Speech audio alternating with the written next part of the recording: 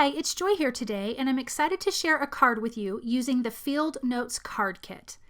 Now here are the products that I'm using, the Field Notes card kit, and out of that card kit, I'm going to be using the Field Notes stamp set, the Sketchbook Florals stamp and coordinating die, Versamark ink, Oreo ink, mint julep, gumball, and saltwater taffy, an acrylic block, foam sticky circles, bits and pieces white rhinestones, clear embossing powder and a powder tool, a blender brush, and Copic markers for Copic coloring.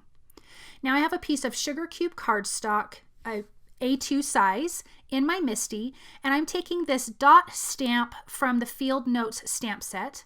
I'm inking that up with Versamark ink after I've prepped my card base with the powder tool, and I'm stamping and then turning it a quarter and then stamping it and turning it a quarter, so I will have 4 different spots that I've stamped. Once that's all done being stamped, I'm using clear embossing powder. I'm going to sprinkle that on and then heat that through until it's melted. We're going to be doing some ink blending on top of this, and so we will see the white of the paper come through the ink blending. Now that that's done, out of that same Field Notes stamp set, I am taking the little diamond shaped stamp and I'm prepping my card piece again with the powder tool, coming in with some mint julep, stamping that down, leaving it in the MISTI in the same spot, wiping it clean, adding Versamark ink, coming in with the clear embossing powder, sprinkling that on top, and then heating it until it's melted. Putting this back in my MISTI, and I'm going to do this multiple times. Again, stamping it with the mint julep, wiping it clean, stamping it with Versamark ink, sprinkling on my clear embossing powder, and heating that until it's melted. Now you can see that I've stamped those images all over the whole background of this card panel. I added a little bit of tape runner to my grid paper and adhered my piece of cardstock to that. And I'm coming in with saltwater taffy and my blender brush and just doing some ink blending over the whole background of this card. And this is where all of that embossing that we did earlier is going to pop, and you're going to see the different colors come through. Once I'm done with this color, I'm going to come in with a little bit of gumball, and I'm not going to add it to the whole background. I'm just going to add it in spots because I want to have light and dark areas on this cardstock. Once this dries, everything will smooth out and you'll have a nice soft blend between the two colors. So I'm just going to finish blending that out.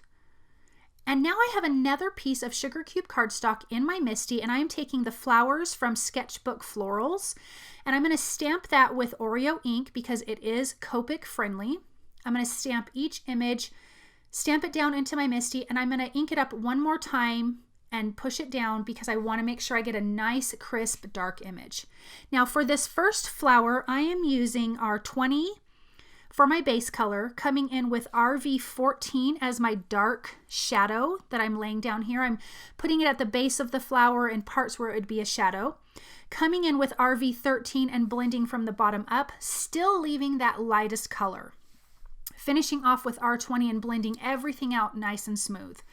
I like to do this a couple times, coming back in with the dark colors to add more of a dark shadow until it's what I'm looking for and what I like. For the leaves, it's YG21, then YG17 for my dark color, coming in with my middle color YG25, and then back again to my YG21 and blending that out. All of the leaves are going to be that same green color. For this flower, I'm using BV02 to lay down this light purple color. Then I'm coming in with BV17 at the base of the flowers, adding a nice dark shadow. Then coming in with BV13, extending that shadow down a little further, and then blending out again with that BV02. Going back through that same process because sometimes your colors get a little too blended out and you just want to add some more dark shadows. Now onto this next flower. The newest color on this is RV63. RV66 and then 55. That's this first set of colors. Then the next 2 colors that I'm going to be using are the colors from the other 2 flowers that we have just previously colored. I am just randomly coloring these different leaves, so we have different pinks and purples on this stem of flowers. This stem will also be the same green that we did prior, which is the YG21, 17, and 25. Coming in with the light colors, the dark, and then the medium. Now for this center piece for this big flower is RV 63, 66, and then 65. And then I'm going to blend it out again with the RV 63 and come back in with that little bit dark color until I get it exactly how I like it. I'm using the coordinating dies to die cut these out, and there's also a little tag die that I'm using, and I'm going to die cut that out of this sugar cube cardstock because we will be stamping a sentiment on that. I'm using scotch removable tape to hold these die cuts down, and then there's that little tag from the coordinating dies. Now I'm stamping that little tag with Oreo ink, and the sentiment says friend right in the center there. And then I have my panel piece in my MISTI one more time because I want to stamp another sentiment that says miss you.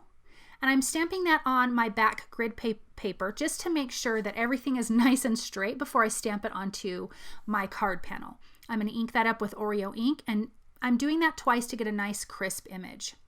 Now let's put this card together. I'm using my tape runner, and I'm just adding a little bit of glue on those two flowers in the front at the bottom, because I want to add some foam sticky circles behind the flower bud itself to give it some dimension. I didn't want foam sticky strips behind the whole thing, just the flower itself. So adding 2 of those foam sticky circles behind each flower, and that just gives it a nice little bit of dimension. I'm using a piece of gold twine to tie the tag to the flower stem, and I'm making a cute little bow with that. Also, this back panel is trimmed down 1/4 inch smaller on all sides, and I'm going to adhere that to a top folding white A2 size card base made from sugar cube cardstock. I'm going to adhere down that tag, and once this card is adhered, I'm going to add some white rhinestones to the background to add a little bit of bling with some liquid glue, some multimedia matte glue. Now that that's done, I'm coming in with a white gel pen to add some finishing details to the flowers. I'm just adding some dots to part of that center of that flower, kind of towards the bottom, and to the base of those purple leaves, a little bit to the large leaf here, also to that pink rose in the background, just kind of at the base of the flowers, a few dots on that cute little flower in the back, and a few to the leaves. Now that you can see here on this background of this card, all of that beautiful embossing work that we did at the beginning, that is shining through. Thank you guys so very much for tuning in. You can find all of these products at the Tailored Expressions web store at tailoredexpressions.com.